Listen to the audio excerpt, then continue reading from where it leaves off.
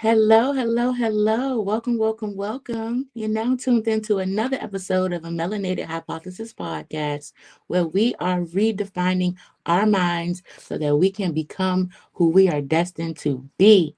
I'm your host, ToriV, the compassion coach, and it's Friday. So, you know what that means? We have another dope guest with a dope perspective. And I'm so excited. Angelica, thank you so much for joining us. Hello, hello. Thank you for having me. Yes. Introduce yourself to the collective. Tell them what you do, who you are. Yes, yes, yes. So, my name is Angelica Watters. I am 27 years old. I am from Dayton, Ohio. I have one child. My son, he's 1 years old.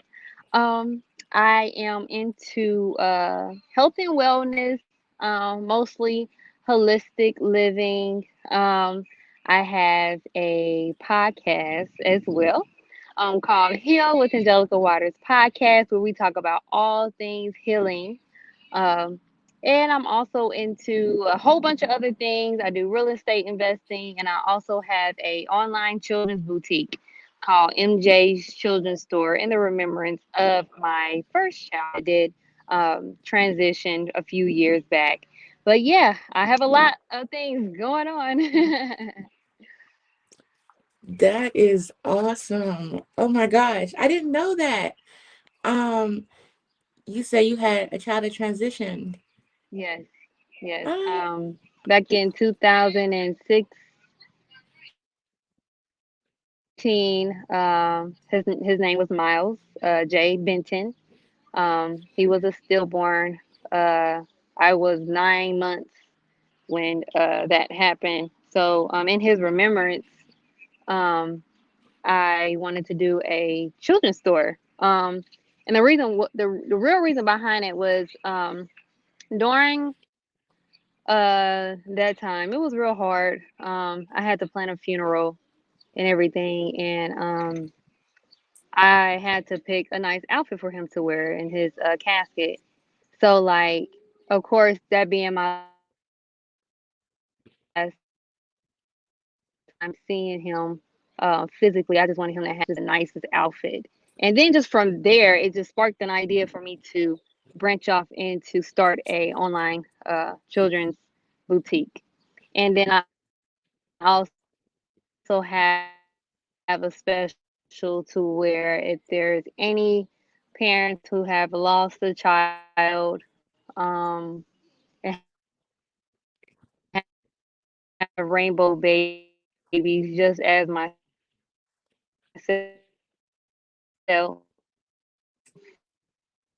just as myself now. You can get free outfits and also wait, you're breaking up. if you are in a situation where your child did No, I can't hear you. Every other word have is breaking up.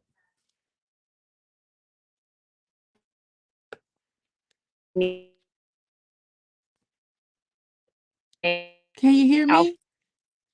I don't know.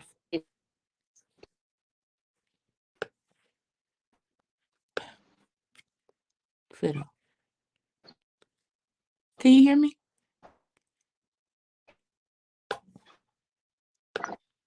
looks like we got a little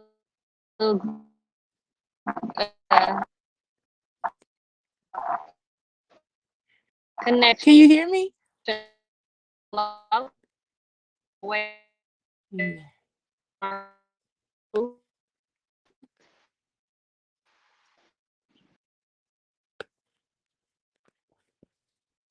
Okay, I don't know what's going on, but I'm really excited to get into this topic.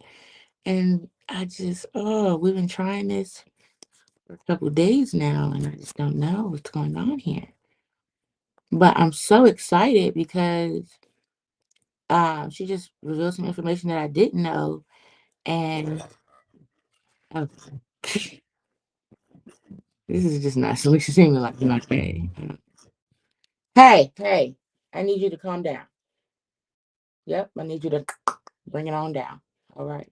Thank you very much. Okay. Just just not my day. But it's fine because after this I'm gonna go to the park, do some holistic healing out in nature because this backdrop is not doing it, baby. Okay. And the backdrop gotta lean up against something. It's real ghetto, okay? You can see something over here with it over there, whatever. But like, girl, just honey, listen, sis, bruh, listen. We're just gonna keep right on rolling. Okay. So when Angelica comes back, I'm hoping that our connection will be great. And so we can hear this story, honey. Because tomorrow is actually my baby's due date, I guess. I don't know what you would call it. It was supposed to be her birthday on the 25th. Um, but she, you know, passed away prematurely. She was a not really a stillborn. I mean, I guess she was a stillborn because she was alive until they induced me. So I don't really know. But that's funny because the topic for tomorrow's podcast, solo podcast, will be um preeclampsia, understanding preeclampsia and like the spirituality, what I see from it. And so I would love, love, love for you guys to get into this topic with Angelica this Friday. And it will flow so smoothly. Um, we just gotta we just gotta find something that works, I guess. So I think that's what I'll do. Actually, I'll record the preeclampsia video and then we'll go to the gym. Yeah, she's back okay. Hello. Yes, yes, I'm back. I just went ahead and just came in the house. Like, I don't know if it's the internet connection or not, but yeah. All right. It's okay. We Stuff happens. I was like stalling so that Yes, I had seen you I'm like, on your end. It kind of looked like it paused, so I wasn't for sure if it was me or you. But I'm just like, let me just go ahead and just change my location. Maybe that will work out. So yeah. yeah, that's the only thing with the digital. It's like, okay, is it connection? Is it working? Exactly. Can you hear me? Exactly. Um. But no, okay, so it started breaking up real bad. But you were talking about um just seeing MJ and wanting him to be dressed in something nice. And then I kind of heard something about like wanting to help other parents that may have rainbow children. And so, like, what were you saying in that? Yeah, so in remembrance of my child and the like I said that it was a moment that sparked in my mind to start a children's store because I wanted Mhm. my son to have something nice to wear. So I want to give back to those who have lost a child, stillborn, or just in general, to give free outfits to those that may have lost a child. And yeah, yeah. I love that. I didn't know that. And so that's when we went out, I was just talking about how tomorrow is actually my daughter's um her due date. Mm. I lost her to preeclampsia. And so Oh wow, I'm sorry to it's hear that. yeah, it's it's a very common thing in our community. And I want to shed light on it. And Mhm. so, but personally, I think that because there's no medical reason why preeclampsia comes about, I think that that is a spiritual disease showing up. I mean, all everything is something inside showing up on the outside. And Mhm. so I just think that that's the thoughts, how I was feeling, and different things like that. And so it's just um I think that it manifested in that way. Mhm. Um, and so I want to bring awareness, and I didn't know this aspect of your story, and so I'm just like, that's very powerful. Um, so many people maybe not may not know about, like, for example, the rainbow child. That's like if you lose a child and you have another child, that Yeah. second child will be considered the rainbow child. Mhm. um but just understanding, I guess, for me, the grieving process and Mhm. the process of like, oh, I should have a 1 year old, or you know just these little things, helping women to get over that emotional aspect, and like understanding that everything happens for a reason. And if we truly believe that even this thing happened for a reason. And so I wanted to like kind of go in on how you feel about that, and um just kind of like where you were initially, and like where you are now, um how are you dealing through it, Yes. I guess.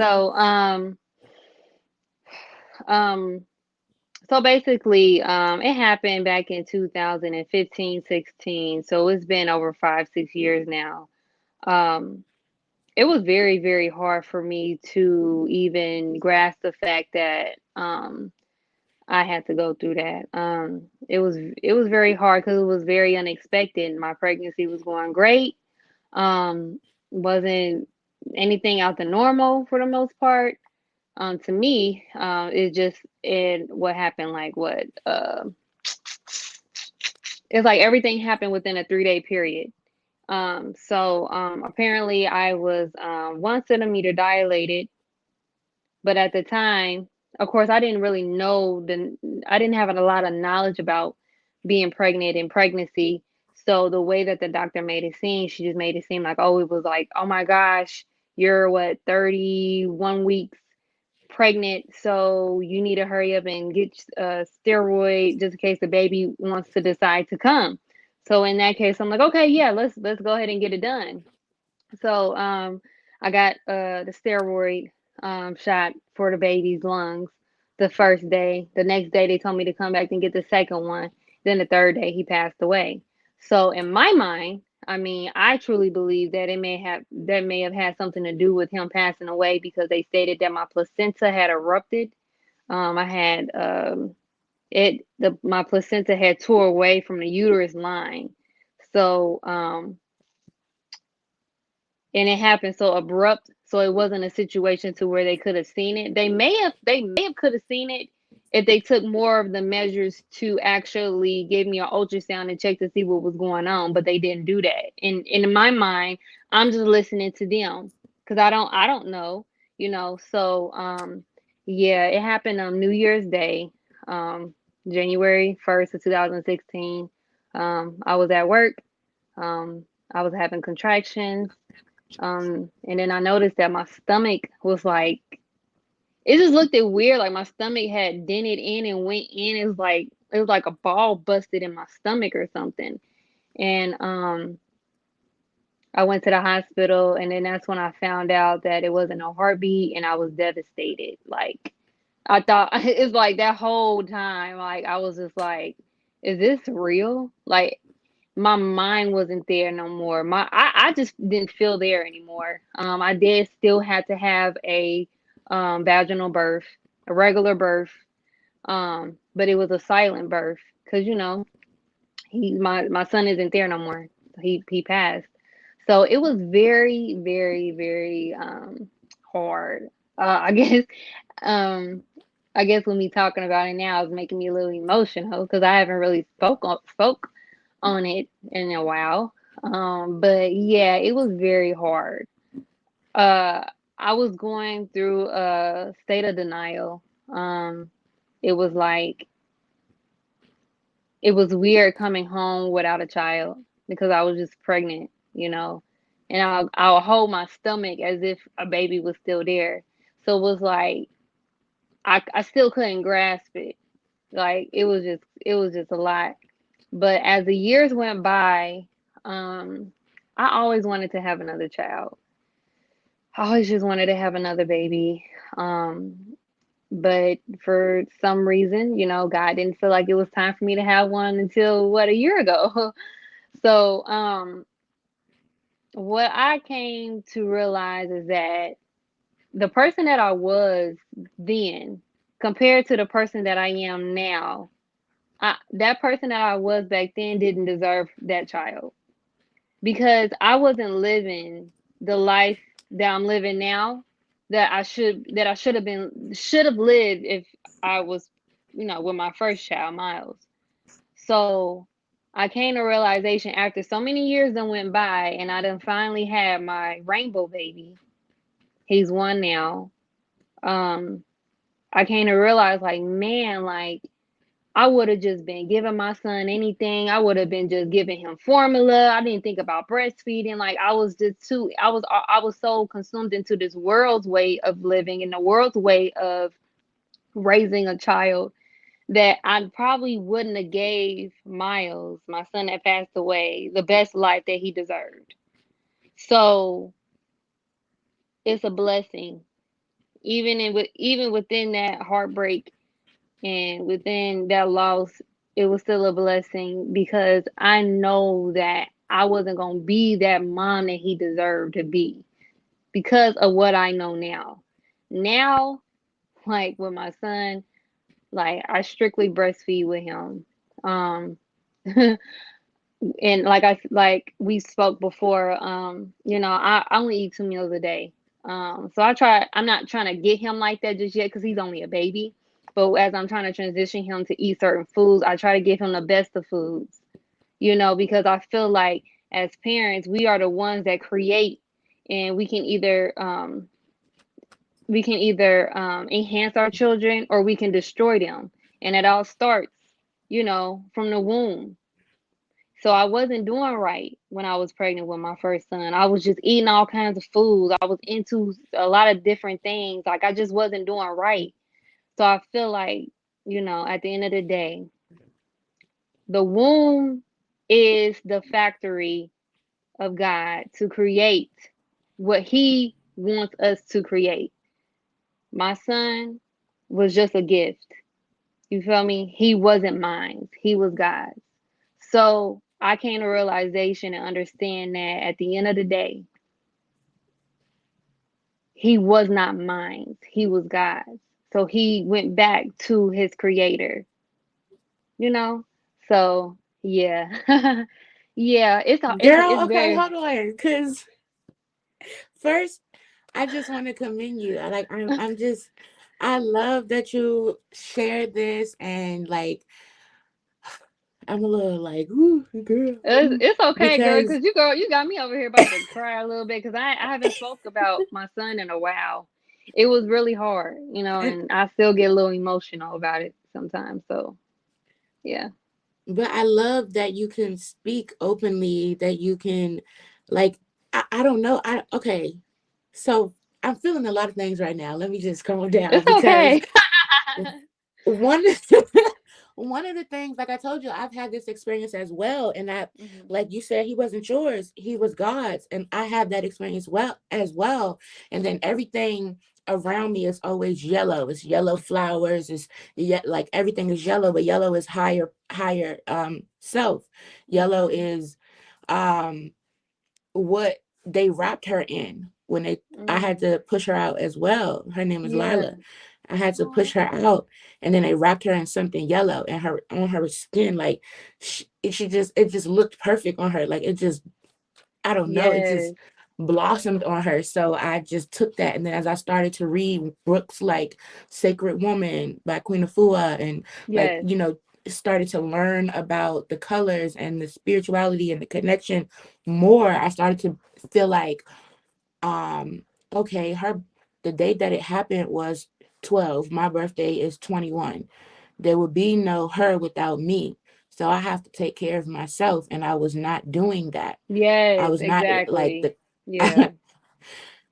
I was not doing. I remember eating an Oreo when I was pregnant, and I had to like stop the car and throw it up.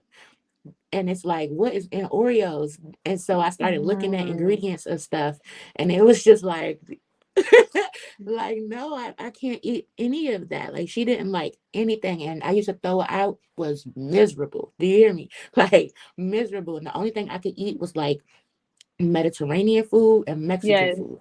Yes. Anything else like American, she was like, no, ma'am.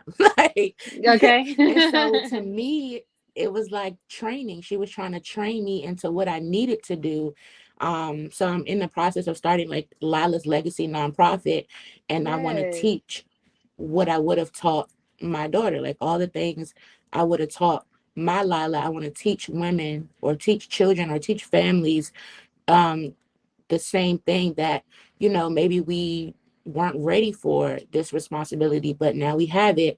But it's all these things that we don't know for ourselves that Mhm. if we don't find in ourselves, we're going to pass down. So, like, when you're saying that, I'm just like, oh my goodness, I haven't, I haven't heard someone like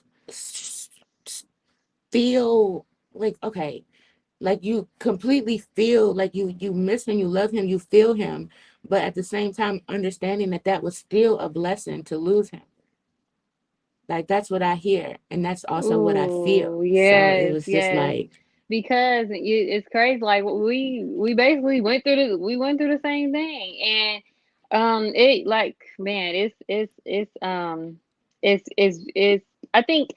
I think that no matter what, like when you lose anybody close to you, and I don't care if you know, some people may downplay it because you didn't actually physically spend moments with the child. No, once a life is created in your womb, it's an instant connection from that day forward. So when you lose a child, no matter what the circumstances may be, it does something to you physically, like your mind, and like it does something to you. A woman, you feel me? So I had to come to realization like I was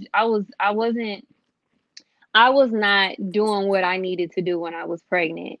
So I can honestly say that I can say that with me having to get the steroid shot, which I'm against all. This is my preference, and I'm not saying anything about anybody else, but I'm against shots, all that crazy stuff, medications and stuff. That's me. However, I'm not saying that that is the only reason of what may have led to him passing away.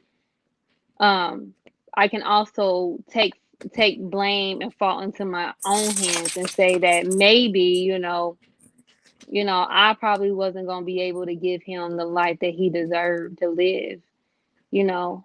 And at the end of the day, like I stated to you before, like we just said, that that's a gift from God.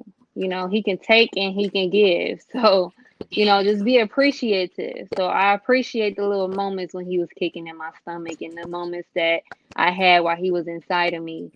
So, yeah, yeah, it's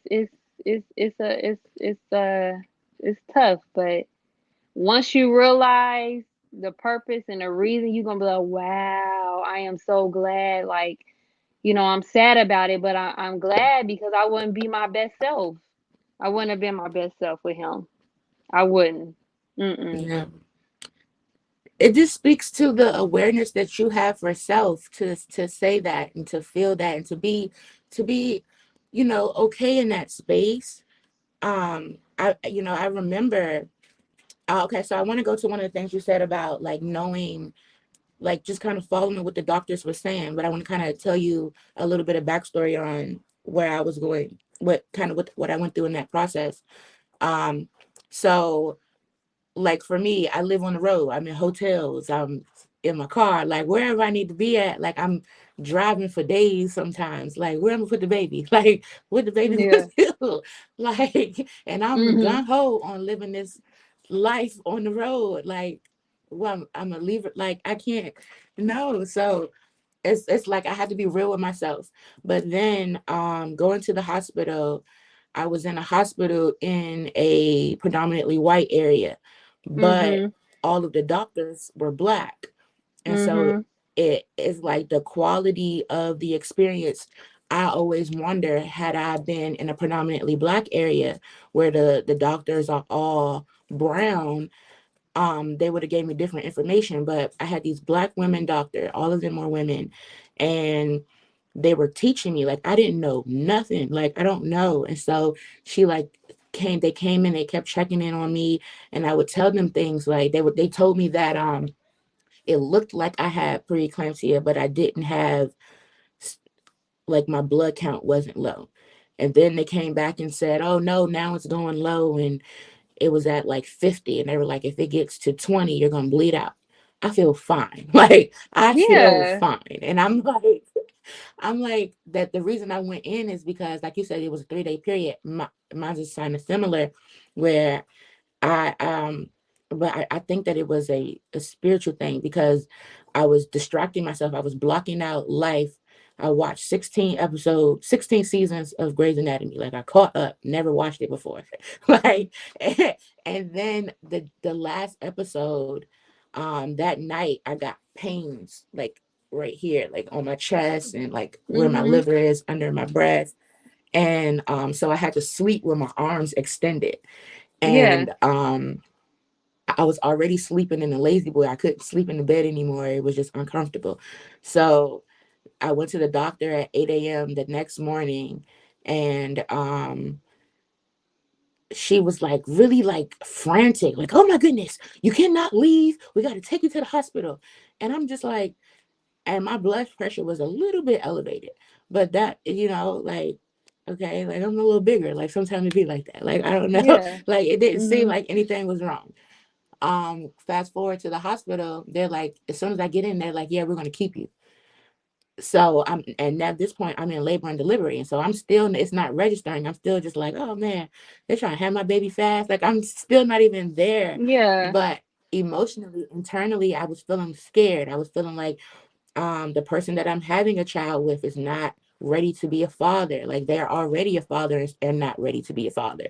So what am I, all of these things swirling in my head. How am I gonna, I feel that children deserve everything. All of these things, Yes. right?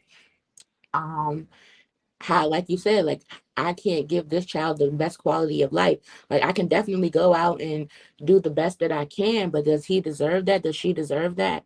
Like I was constantly sitting in the bathroom crying, looking at Pinterest dogs. Like I did that every day. I would cry and then go on Pinterest and just look at dogs. So all of this emotion is going on in my head, my body.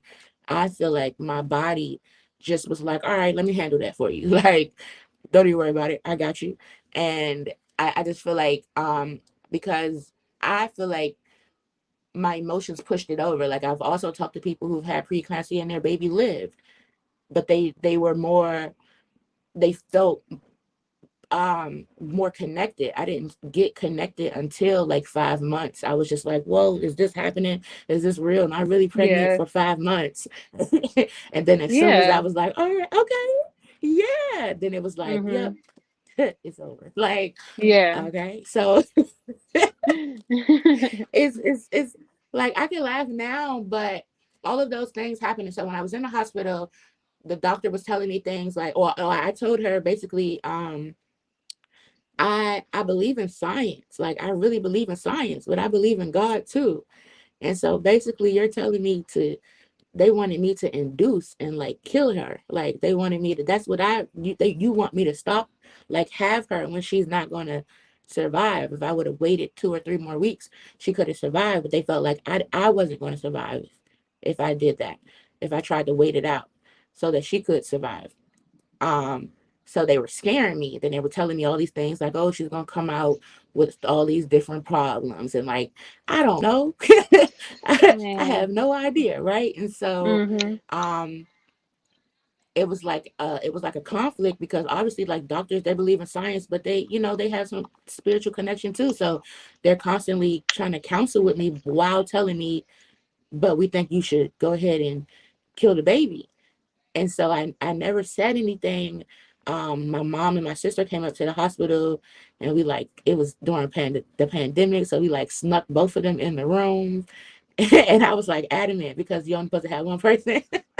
Yeah. So Yeah. like all of these things were happening, and I was looking at everybody else. I was looking at what my sister was going to say, what my mom was going to say, what the doctors was going to say, but I never once went inside of me and was like, well, what do you think? Like, Yes.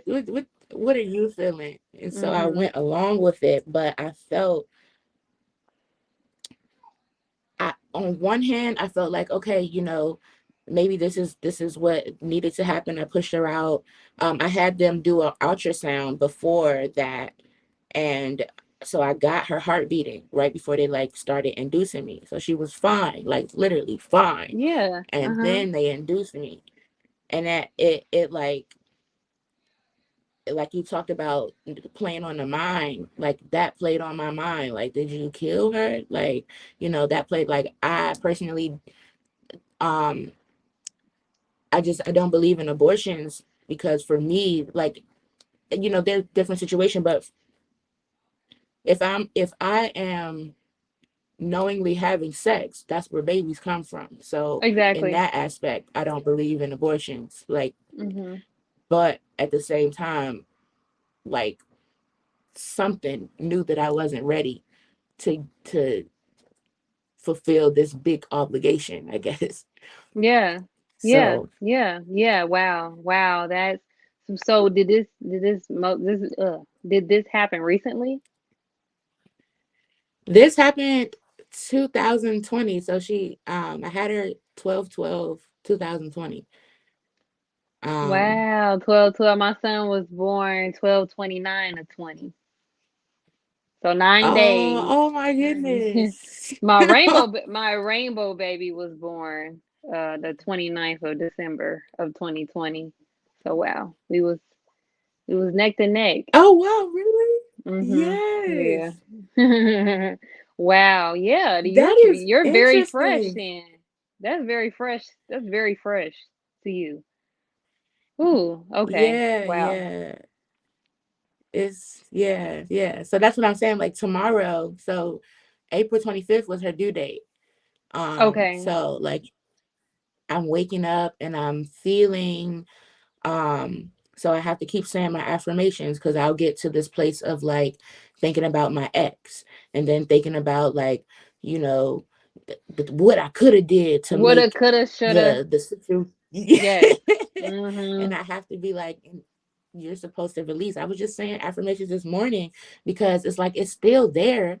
Like it's maybe the burden, it isn't so big, and maybe it's smaller, it's like a pebble, but maybe it's not a pebble, but like it's a smaller rock, but it's Yeah. not a big burden on me.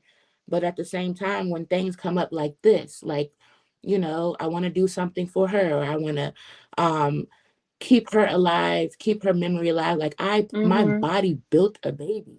Like, she wasn't there before, Yeah. So, and that was my first child. So when I think about stuff like that, and I think about all the women that are going through that, and then I think about the women and the people that may not be able to relate to that, it's like you want to hear your child's name, like, even though, like, maybe you didn't meet her, or you know what I'm saying? Like, maybe like my mom was there, but then we never talk about it again. Like, I think about that, like, just in the dark alone by myself. It's like, dang, like, she only matters to me, like, type of those vibes. So Mhm. really trying to, I don't know, do you feel like that? I feel like this is how I think from my perspective, and just being the only person that I know. I mean, I'm not the only person that I know that lost a baby, but I'm the only person that I know that still talks about it. Like, it's still like, I have a lila plant that grows, and Well, it's um you okay know because like you're very it's very fresh to you. This just happened like a year ago, you know? So, I mhm. mean, I didn't stop talking about my son probably until I had another baby. That was like 6 years ago. Like, yeah, 5 years ago. So, there's no time limit to grieve.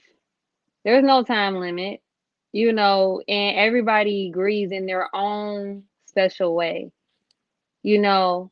So I don't think about nobody when it comes to me losing my son, because wasn't nobody couldn't nobody feel what I felt that at that moment in time. Just me. So if I feel as if that I want to, discuss him or talk about him, if anybody can't relate, then that's me. That's just the way I'm gonna deal with it and the way I grieve. However, you already gave your daughter a name, and what I was taught is that um, if you want to allow your child to continue to live, allow your child to live through you by doing things like I created a children's story on his behalf. That gives me some type of inspiration to continue his name. So if you want to do something to continue her name and keep her alive, even though she isn't here physically, to keep her alive in mind and spirit, because that's what's important. That's the most important. That's how you're able to keep a memory on when you keep a memory of somebody when you continue to live for them. So when that time comes and you do have another child, because it will happen, you're gonna have another child, and you're gonna be able to, as well, be that best mom that you want to be, and also allow, like, live through, let your past child live through you and live through your next child.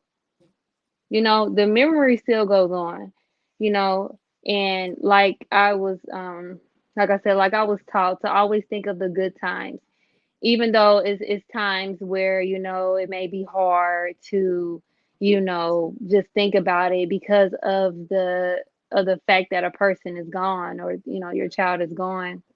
But just think about the good times, or think about the good things you would have done, or this and that. Try to always keep that in your forefront, always understand. And I think that we get a little too carried away, and I think I was getting a little too carried away, and that's how it is with my son Amir that I have now. um because we're moms and we're parents, but we really, really, really need to put in our head and our minds is that everybody in our life, um like they're getting handed to us. It's like a gift. Like, here goes a gift. Like, if you have somebody good in your life, keep them around, because there's not a lot of good people out here. God is handing you this person, and God can take that away from you. So we have to learn how to cherish every moment, every time, every person in our lives. So even that little moments the little moments I had with Miles, I cherish those moments. I still have my videos in here. I haven't looked at it recently because I have my rainbow baby now that occupies my time. But that doesn't mean I forgot about him. He's always going to be in my heart. I actually have a necklace with his name on it. Just something to keep him close to me, you know? So, like I said, if there's a way that you grieve, then that's the way that you grieve. And I believe that it's a lot of moms out here that probably feel bad for thinking that they're talking about their child too much, or they're doing it. And no, it's okay. It's okay. You're a human. You're human. And we got to just kind of loosen up a little bit. Like, it's okay. It's okay. Stop judging yourself. Stop judging. You are your worst critic. You are your worst critic. Just stop it. It's okay. We are not Yes. perfect. We came in this world imperfect. I'm telling you, we came in this world imperfect. So it's no guarantee that there's only person I think perfect is God. That's me. But so yeah, I understand completely. Yeah, like not even just in addition to over talking, under talking. That's personally, I think that's what I do. Like, to myself, I'm a little loner. I'm always by myself. But when I'm out in public, I don't talk about Lila as much because I feel like it makes other people awkward. And so I'm always just, I can celebrate. Like, at the end of the day, she was, like you said, my gift. So I can celebrate her alone, but I still get that like, dang, I only hear her voice, I only hear her name when I say it. So I still get like that kind of like, oh, I wish I had, some type of positive remembrance, you know, memories or conversations instead of if I join a Facebook group, it's like it's a lot of people that may be joining that may be right at the beginning of their journey. And so it's a lot of sadness, but I want to see happiness around this because I understand that it's a gift, but I just want to value her. Like I want to always know that she's a value in my life and that is the anchor that I have for doing right, for getting myself together. So kind of to switch gears, um I know I know just for preeclampsia it's pretty common in the Black community. But then afterwards it was just like I don't know, I felt like a cheap date. Like I was pregnant, everybody loved me, and then I came home and it was just like, all right, you regular again. And it was just like, well, dang, like, excuse me, Yeah. like, you know, how did you, what did you do afterwards? Like, what was the wellness journey to getting where you are after that, once you came home? After, after, whew, I mean, I can't. My. Are you saying like my health and wellness journey after losing Miles, or? Yeah, once you like came home from the hospital, um, I wonder the feeling, and I know you talked about that, just so I make baskets for women that go to the hospital pregnant and leave empty-handed. Um, Oh, and good. I get that feeling. Ooh, like that is again, it takes you back. What was the aftermath of that? Once you left the hospital, you got home, and you kind of, I would say that's still the start of your wellness journey. You may not have started right then and there, but like I feel like it's kind of all connected. What were like the Mhm. next things that you did over time to get to where you are now from there? Yeah, yeah. So, I mean, it took a while. I don't think that I don't think I handled the loss, the way I should have. Me and my child's father split like right after, the loss. And I ended up getting into a new relationship that kind of distracted me from the situation. And I was with him for about 3 years. Um, and that didn't end well. So it was like I never took the time out to give myself time to heal. It was like I was trying to distract myself by trying to find this love in other people that I wanted. I guess I could say that. Yeah. Yeah, because I had a conversation with my son's father, uh the one that passed away, and I was telling him like I think I was saying something like, I want love, I feel lonely, I feel lost, and he was like, well, what would you have done if Miles was here then? Like, would you feel the same way? Da, da, da. Like, I was like, no, I probably wouldn't because my baby's here. Why would I feel like that? I have my baby, da da da. So he was like, do you know that, a baby don't know how to love. They're just here, you know? So what you'll be doing is you'll be, oh, I hope I'm saying this right. But basically he was just saying like that love that you want to get from your child, you gotta get it out of yourself. It was just the way that he said, I'm like, dang. So like this whole time after years went by after my son passed away, I never gave myself time to heal. Never gave myself time to grieve. I was doing other things to distract me, to not even think about that. But this this time around, um when I got pregnant with my rainbow baby, it literally took me for a storm. Like 2020 to 2021 was not a good year for me. It just wasn't. Um I got pregnant. I mean, my son was a blessing. That was the best thing.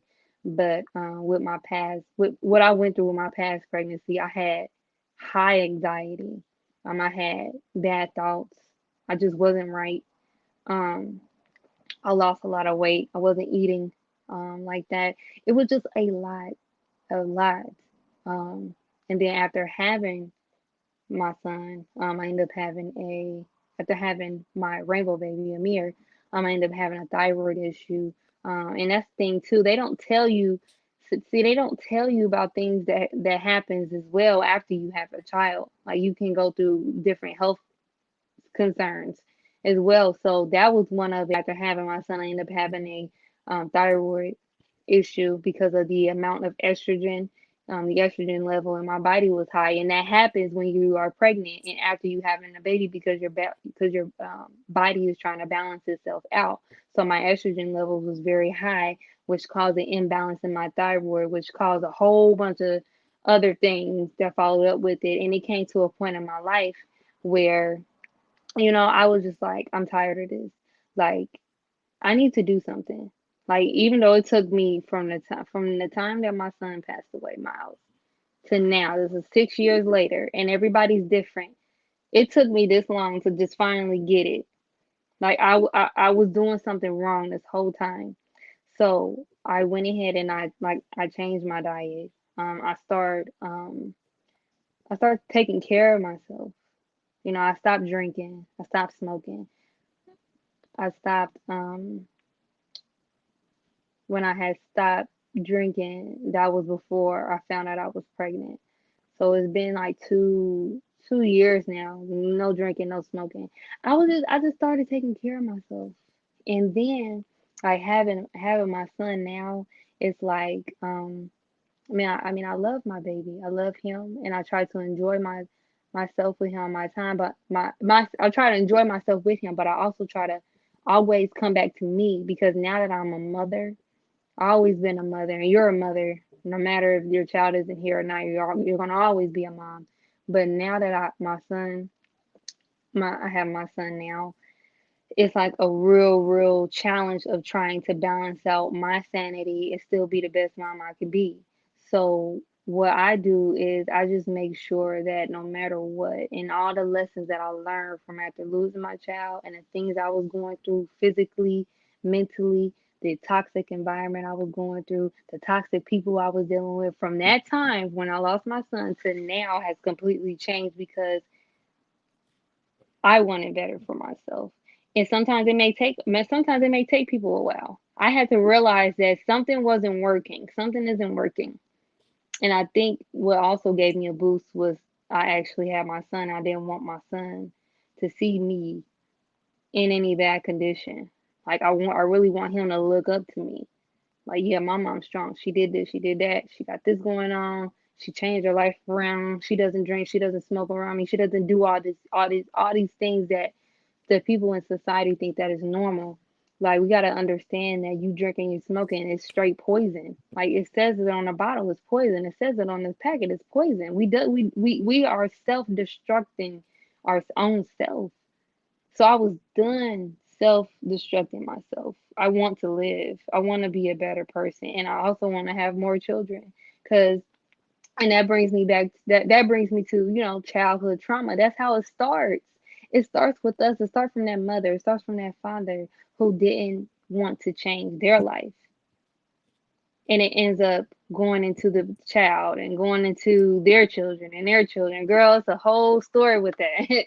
But yeah, that initial, I think what really got it was when I finally started to feel this physical, mental, and spiritual effect on everything that I was doing prior to my rainbow baby and after losing my son. It was time.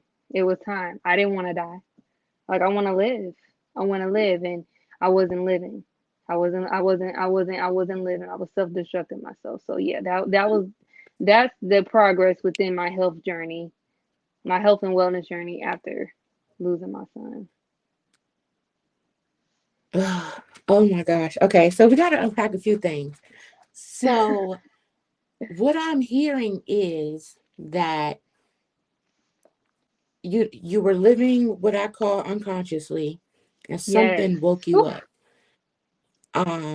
And so then you started in your intentional living, and in that intentional living, because and when we go back to childhood trauma and we mix a little bit of culture and anthropology into that, Black culture is like so low self-worth and destructive things, um not loving self, or like the not the thought of not loving self, but the actionable things that don't produce you, like it doesn't equal up to you loving self. The words are not coming Hmm. out right, No, but you're fine. like that's engraved in our culture. that's that's part of our culture. Like some of the most popular things are things that are very degrading to ourselves. So it sounds like you like kind of woke up from that, and started to like walk the other way, into holistic healing, intentional Yes. living. Um, but it sounds like I want to know. It sounds like then you started to actually love yourselves, to love yourself, Yes. to say, hey, I don't want to put these things in my body. I don't want to do, Hmm. X, Y, and Z. Um, is that an intentional thing that you said, okay, I'm going to start to do these things, or did you have another shift where something woke you up, um, like beyond losing your son? Was it something else that kind of got you started, or what was the exposure to you that made you feel The like, okay, I need to be holistic? Yeah, the explosion was the explosion was my second pregnancy with my son Amir. It was a time. It was a time when I was pregnant, and I didn't know what was going on with me. Like I kept running to the hospital for every little thing, and they couldn't tell me nothing. I got fed up. I got tired. It was a time where it was a time where I was like going to sleep and felt like I was about to die in my sleep. It was that scary to me because I felt like I wasn't going to wake up. So one night I prayed. I prayed so hard. I prayed. I cried and prayed so hard. And then out of nowhere, I was able to sleep again. Like I don't know what happened. Like I was sleeping now and like I'm like, man, I was like, wow, I think my connection, I need that connection back to my creator. It was a disconnect. And anytime you try to go anywhere else that is not in alignment to your creator, there's always going to be a self destruction. Always. I don't care what nobody says. So it was in that moment in time when I was carrying my child, when I thought I was going to die.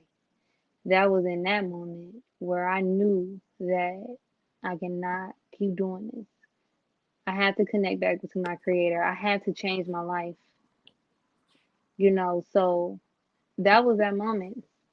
That was that moment. And then actually feeling the physical effects of anxiety, the fast heart rate, the um, hyperventilation, the panic attacks. Like now I'm starting to feel it. I'm starting to feel everything that just isn't good. And I'm like, I don't want to feel this way. I don't want to do that. Like that woke me up. God woke me up through my son Amir when I was pregnant. So no, I just wasn't doing it. I stopped eating certain foods. I changed my diet. Um, I Was changed this my okay? When Beyonce. Yeah. you woke up, and then did it happen immediately, or did it like over time? Like what did it look Oh, it like? Paint the happened picture for me. immediately. So it happened immediately after having my son Amir. It happened immediately because right after leaving the hospital. Um, right after leaving the hospital, I ended up contracting COVID pneumonia. So I just left the hospital, just had a baby, fresh baby. I'm sick. I'm over here having trouble breathing. I'm over here it's just scary, just a scary feeling. And I was all by myself. I ain't gonna say all by myself because I always had my mom. My mom was always there, but just like dealing with it by myself, like I'm like, no, I just gotta figure something out. But um, I noticed that my weight was dropping. I'm like, why am I so small? I've always been small and petite, but I'm like, I'm losing too much weight. This is scary looking. Like I was looking at myself like this is scary. So I went to the doctor and found out I had a problem with my thyroid. When I found out about that issue with my thyroid, and when they was telling me that, oh, you're gonna need to be on medicine for the rest of your life, that was the cutoff. No, I'm sorry. So I ended up contacting, I contacted all the holistic doctors I could, all the health and wellness doctors I could, because I was trying to figure out a way to reverse this without actually getting westernized medicine to help me correct it. Because at the end of the day, when and this is going to be a topic when I have my next podcast. But at the end of the day, medication in some sort in some way of fashion, depending on it and depending on where it's coming from, and most of our medication is coming from not a good source. But most medications aren't really that bad, but it's not meant to use it long term. You're not meant to use medication long term. Medication is only supposed to help suppress the issue, and then you're supposed to figure out a way to manage it yourself. So I knew that at the end of the day, when they told me, oh, I was going to have to be on medication for the rest of my life, no, I'm not about to be addicted to this synthetic medication to help my thyroid. I'm going to figure out a way to get myself together, because at the end of the day, we came from a higher power. And at the end of the day, our body is already meant to create, to self create and to heal itself. We already have everything inside of us to heal ourselves. We just have to do what we need to do to assist in the healing. So I'm like, let me assist my body in healing itself. And let me assist, let me assist by correcting my thyroid. I also looked into the emotional traumas that I went through, what I was thinking about, because it's more than just food. It's also what you're thinking, where you at, what's your environment. Like I completely did a 360. When I say I don't let nothing disturb my peace, no, I'm not going to argue with you. I can't do that. My life is in jeopardy if I argue with you. I cannot do it. Like that's how serious it. That's how serious health and wellness is to me now, That's a because I bar. like when you wake up and you're conscious now, like you said, you're living intentionally now. You're not just living just hey, when you live with intentions, you gonna know that this conversation does not need to be had today. I'll talk to you later. You're gonna know that, oh, I cannot eat this. This is bad. Look what's in this food. No, I cannot watch this, because at the end of the day, if I continue to watch this, my mind is going to subconsciously put engrave something in my mind, and I'm gonna end up um manifesting it in a physical form. So everything is y'all. That's what y'all got. It's serious. Like Listen. this is serious. Like it's real life serious out here. Listen. It is. Oh my goodness. It is, especially just you talking about the media. Like that is something that I talk about constantly because I love me some T Grizzly. Okay. Lord knows I do. All right. Yeah. Detroit, all them players. I do. But I can't listen to nobody from Detroit but like Big Sean. Okay. Because Mhm. like I'm gonna be out here trying to bang bang shoot them up. Like just And that's the thing no. too. Yeah, because my bad for cutting you, but that's the thing too. We gotta understand that everything is energy. Everything is energy. So we got to understand when these artists create music, where are they creating the music from? They're creating the music out of emotions. So what happened is that they're putting their energy into the music, and then they're translating it onto you. Energy never dies, it just translates, it moves, it Never. goes here and there. So when you're doing that and you're listening to certain things, it's going to manifest itself into you. I don't care what nobody say. You keep listening to shoot 'em up, bang bang. You're gonna want to shoot 'em up, bang bang. I promise you. I promise you. And I have this talk with people so much, and they're like, the media. Like they're like, if that's the case, um, when I listen to all my hood songs, my kids wouldn't be no bully. They wouldn't get bullied. They would go to school and fight based on the music I play. Like, no, it is not necessarily like that. But when they feel super comfortable and they're in a position where they can let themselves down, I mean, let Mhm. their guards down, maybe they will, um, feel comfortable enough to shoot them up, bang, bang, or fight. Or if they're scared, what is the first thing they're going to do? The image of some shoot them up, bang, bang type stuff going to come up. Mhm. And they're going to I saw it in a movie one time. Like, what? I heard it in Yeah. the song. If a song, like what you're saying, oh my goodness. Yeah. Music, It's like it's so energy powerful, not man. being trans, it is so powerful. It is so powerful. Energy never dying means that if I'm an artist and I'm making this song from my childhood trauma, and now you relate to it, like you felt the same thing, or maybe you Now grew up you with, got my whatever the energy. case It's may gonna. be. Yes. Right. Now we don't know who memory this is. You got a memory that I didn't put in your head, and you seeing yourself in it so much that you feeling like you lived that. That wasn't your Mhm. story. Like, Mhm. and we're Exactly. when we're holding that, like, oh goodness, oh, you speaking to me. I just listen because that is it's deep. It's deep. That's the reason why. Because it's like we are mentally dead. We are mentally dead. We are mentally ignorant, and it's okay because it's not our fault. It's not our fault because we we came out of darkness, which means we came out of not knowing ourselves. We came of not being woke. That's why now the generation that's coming up now is going to be the woke ones. It's going to be the ones that end up changing the world. And when we realize and we be more conscious of what we do, what we think, what we speak, what we say, what we listen to, what we watch, you'll see how powerful you really are. It's like it's sometimes it's like it doesn't scare me, but sometimes I'll just be like, oh my gosh, like I can't believe that I can like really think something. And if I focus on it hard enough, it manifests itself. That's how powerful we are. You keep thinking about something, girl, I'm telling you, it's gonna pop up. You be like, wait, huh? Wait. Yeah, because you was thinking it. But that's the thing though.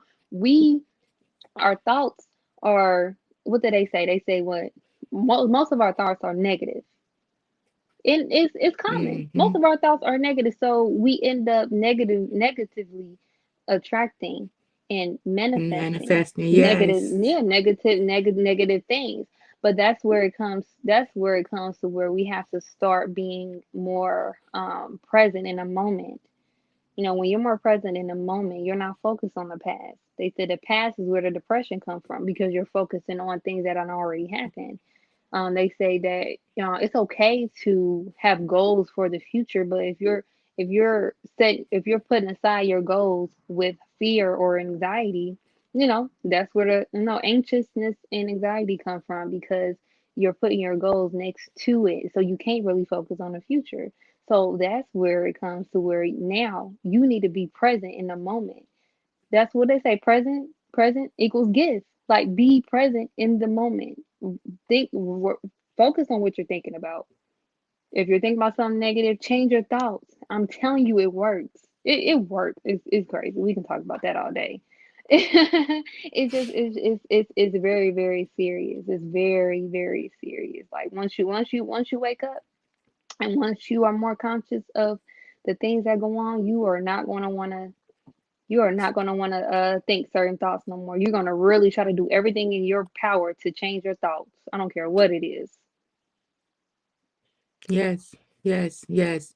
Um, how do you feel? Okay, so let me give you. So I want to know how you feel about the word bougie, but I'm gonna tell you my definition and why I say that because to me I see a bougie woman as a woman who, or a bougie person as a person who has learned their value.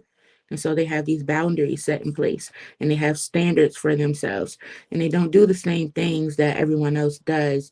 But bougie has a very bad connotation, or, stuck up, or I think I'm better than, or whatever the case may be. But I wonder, when you think about healing, what does that necessarily look like? I guess bougie kind of like, sometimes you can give off a stuck up energy, but if you are truly in that healing space, I don't think it does come off that way.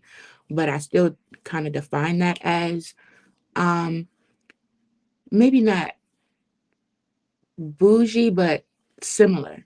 But anyway, what do you feel about once you're on this path and you're creating these um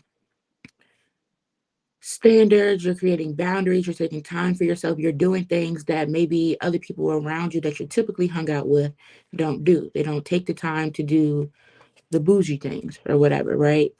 How do you feel about that? Or how have you combated that, or how have you dealt with that?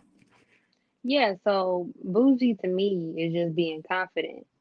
And you deserve to be confident, especially if you're knowing you're walking on the straight path, the straight path of godliness and righteousness, and that is knowing yourself, that is loving yourself, that is saying no when you need to say no, that telling people that you gotta love yourself first. So I believe that when you're on this healing journey, healing is a journey, and it's a long journey. I think with every circumstances that people go through, um, there's a part of healing that they have to go through.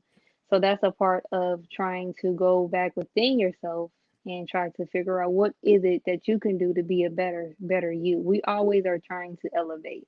If you are not trying to elevate in your life, then what are you like?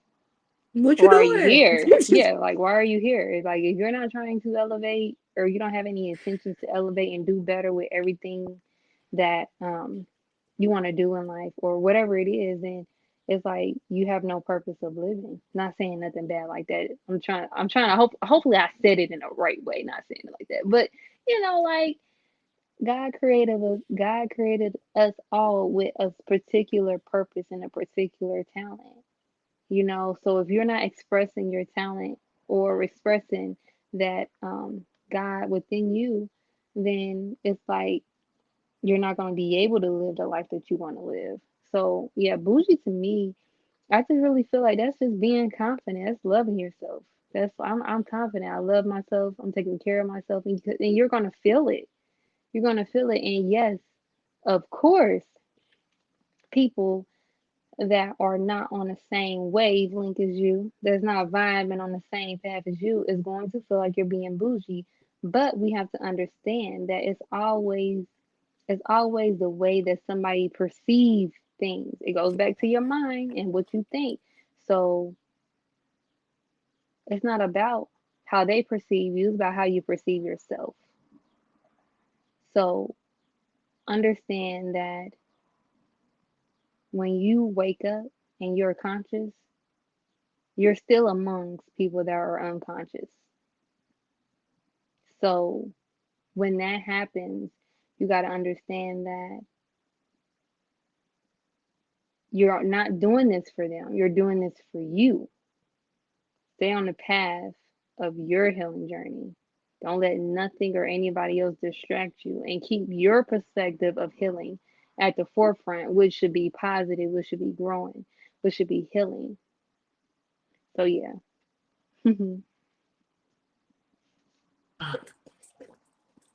I love that. I really do. I feel like people need to hear that. And I wonder, um,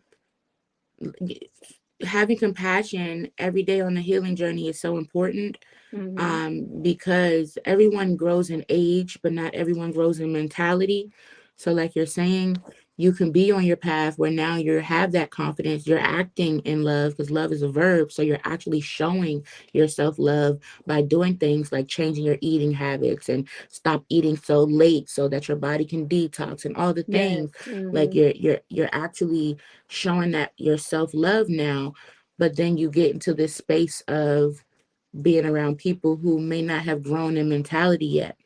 Mhm. Um, what would you say to somebody who they're not awoken yet, like they haven't hit that intentional living, but they are feeling like something, like they know something's not right. They haven't found connection yet. Well, But they're in this space of people who just aren't on the path at all. say that last part again. It kind of went out a little bit. You said who's not on the path at all? Yeah, so what would you say to people who are they're almost to their intentional living?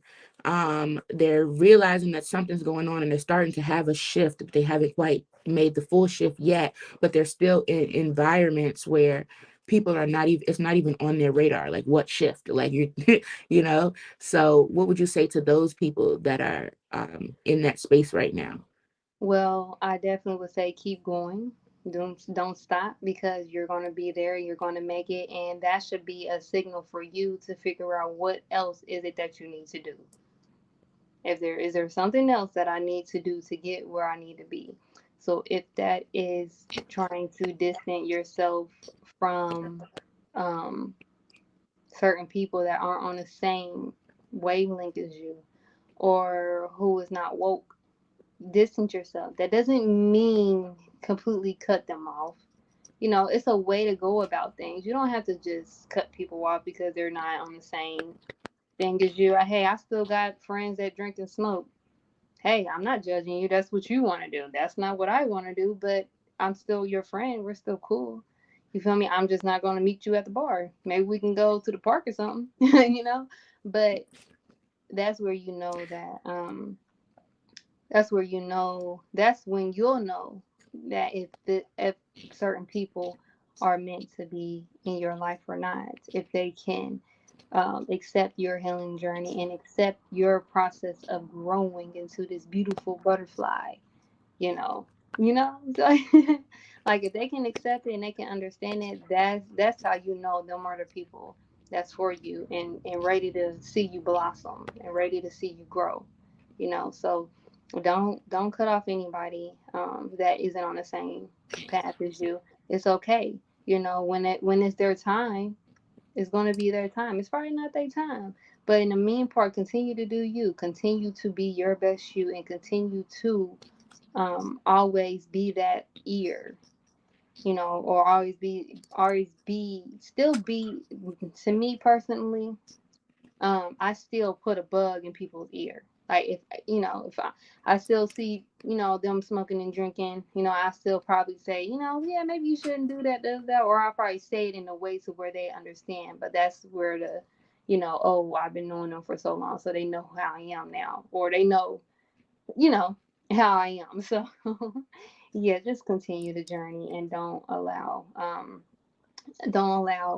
just because um don't allow anything around you to distract you. Because once, like I said, once you get distracted and you don't stay in your path, you go a whole nother direction.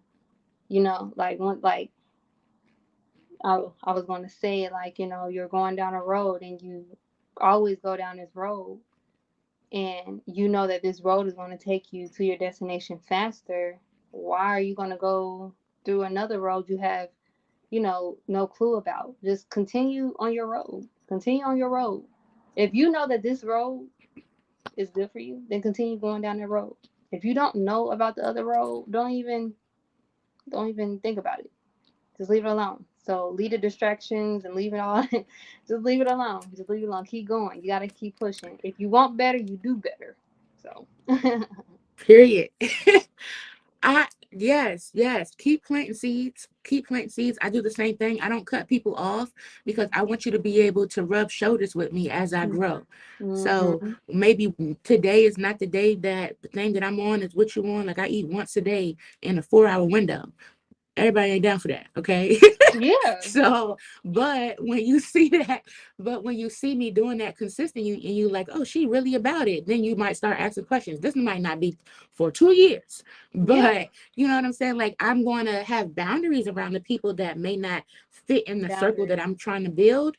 But I am going to still allow them to, like, you can still come up. Like, it's still, I want to still be able to drop those gems. Mm-hmm. Um, do you feel like it is uh darn, I just had a question that I wanted to ask you. Do you feel like it's do you feel like you're missing out on anything by um stopping smoking, drinking and doing things that you may have done before? Not at all. Only because I'm not missing out on killing myself. I mean, like, and then I already did it. I've done it long enough Mm-hmm. to where it's like, it's not exciting. It's not, that's not something that excites me. So, I mean, it may be times where I may feel a little lonely because I feel like I'm different now. I'm not the same. I feel like the alien, the black sheep, you know. But I know it's for a greater purpose, and I know that I gotta continue down the path. I gotta continue. I gotta continue down this path of greatness. I don't want to get distracted no more.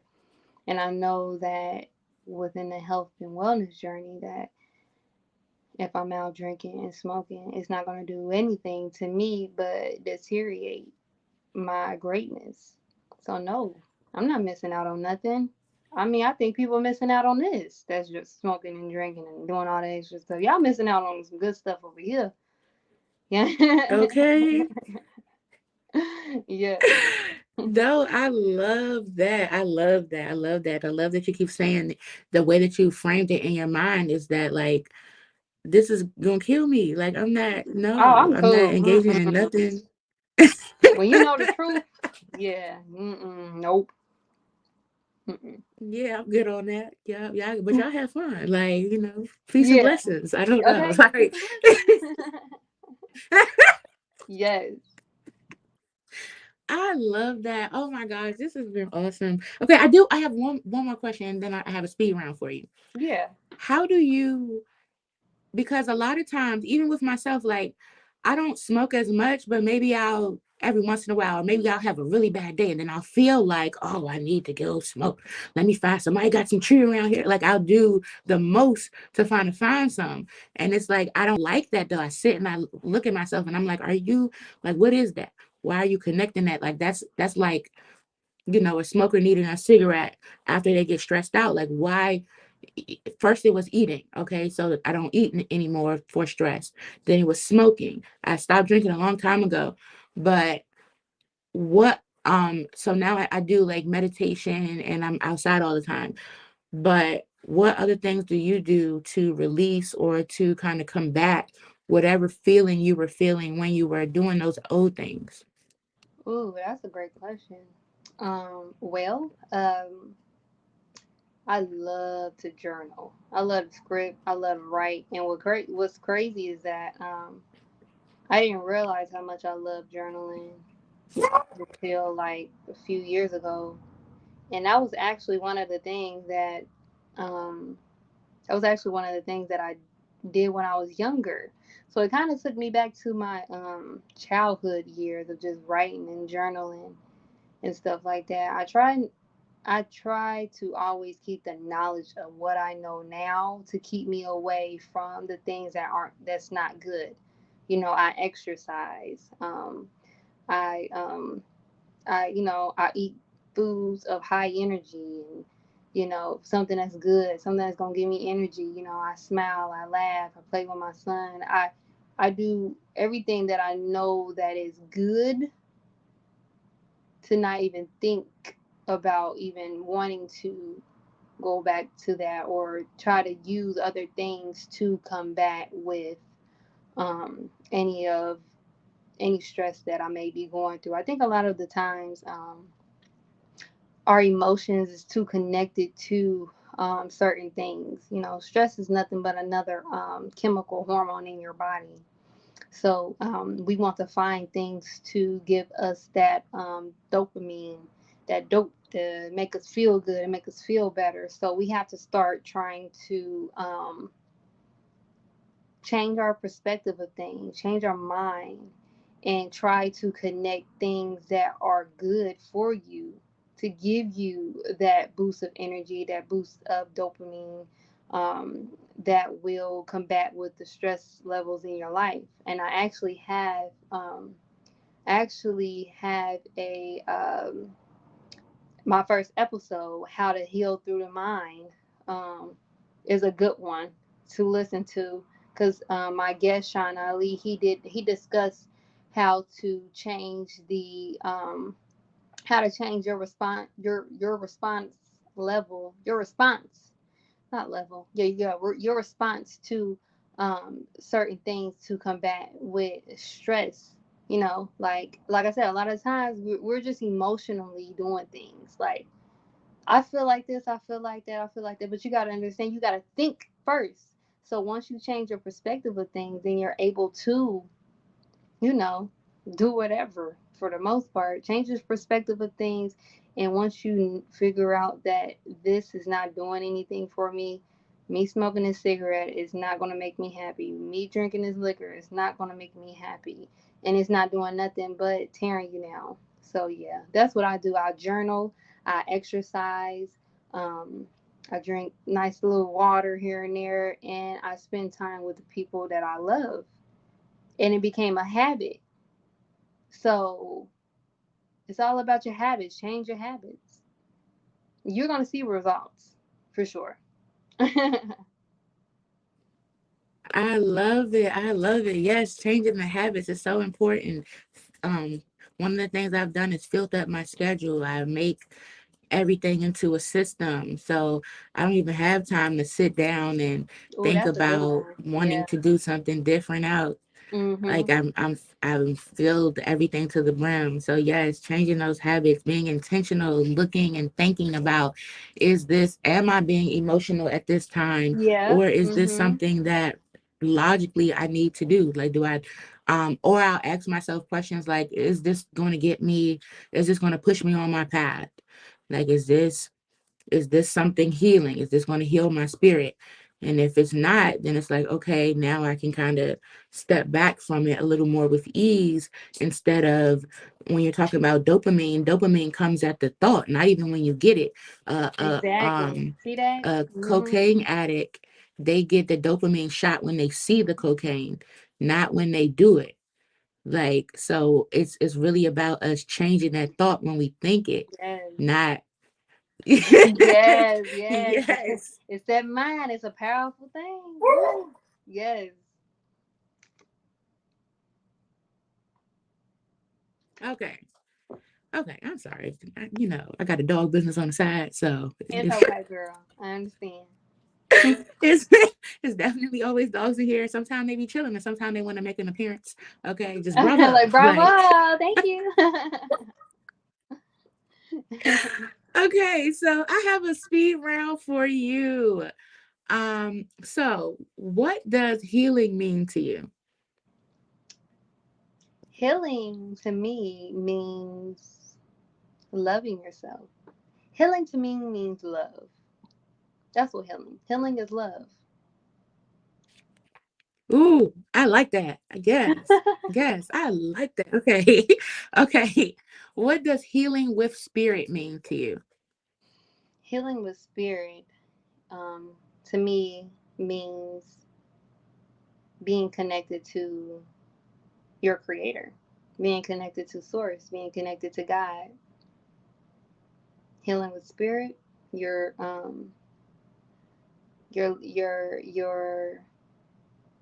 you're loving your creator, because healing means love to me, and you've been a spiritual. I believe spiritual to me is your creator, God, the most high, Allah, whoever you want to call it. Once you're able to heal with your spirit, oh, that's powerful.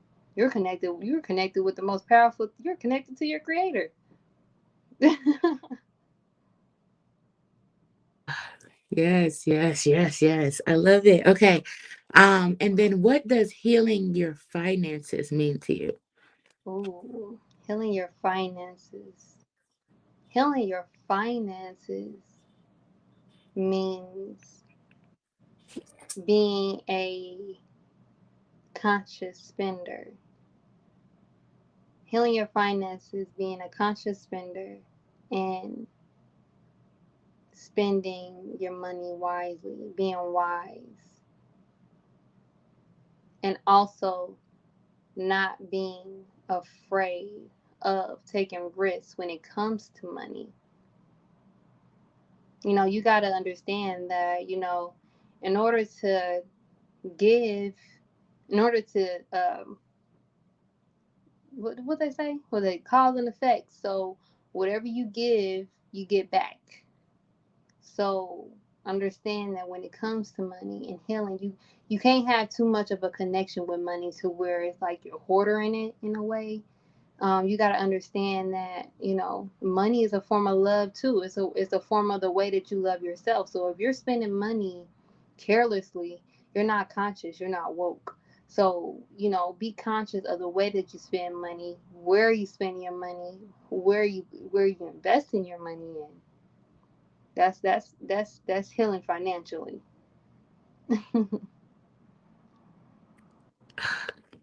Oh my gosh, I love it so much. I love it. So I think that this is amazing that you you just shared so much. This was such a good Yeah, this talk. I was mean, we great. really went through. Your story is amazing, and so many people can learn from it. So I hope that you all are tuned in because Angelica Watters podcast, you can get more of her. This is top tier information. Yes, thank I you, am, sis. Thank you. yes, I'm so grateful that you're here. This is these are the healing talks that I want to have constantly so that we can kind of get it engraved in our mind like our favorite song.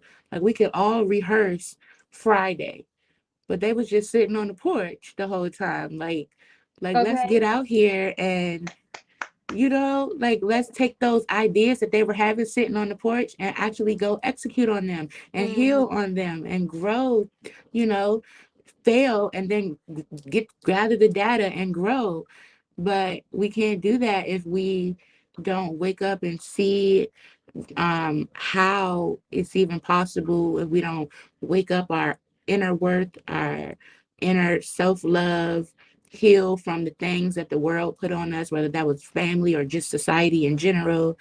And so this is what your story is just telling us, that you were able to do that. Like you've triumphed and gone through and reached this place where you are, and you're not this ain't even a peak. Like you are continuing on this path to Yes. being the example of what you want to see, and that's just powerful, and I just love you for it. Oh, I love you too, sis. Thank you for having me. I really appreciate this conversation. It was needed on my end too, just being able to talk about certain things is also a way of healing.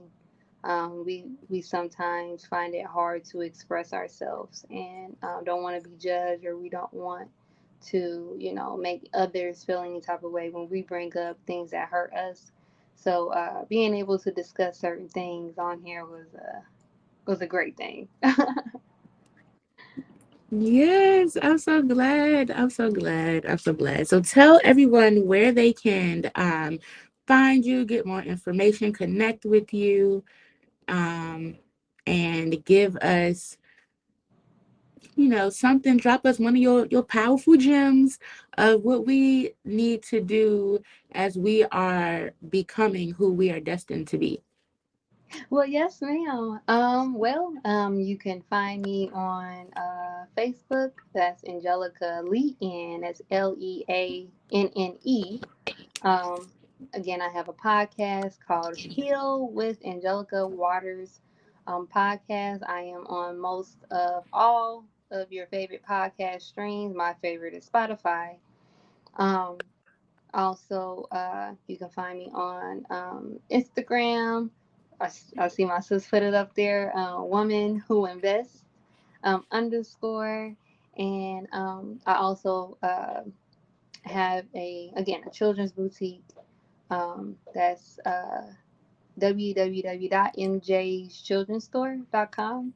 So if you have any little ones out there, I have sets from newborns to 40. I'm looking to expand here in the future. And yeah, if you're interested in health and wellness, I am actually looking into doing some energy healing, Reiki. I love Reiki.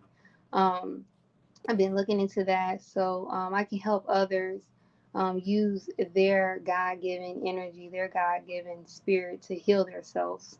So, yeah, I got a lot going on, but the greater purpose for me is to help those that need help because we all need some type of assistance in life. That's why God didn't create us, He didn't create one person, so we got to understand there's people out here that wants to help, and needs help. So I just love helping my people. So don't feel any type of way. If you have any questions, you want to just message me, talk to me, I'm definitely willing to chat with you with whatever difficulty that you may be going through. And yeah, I guess I'll just leave out just by saying just always put yourself first, put God first, put your creator first, and put yourself first. Because at the end of the day, can't nobody love you the way you can love yourself. Um, can't nobody give you the things that you want but you. And we're not talking about materialistic, but just the things that you want out of life.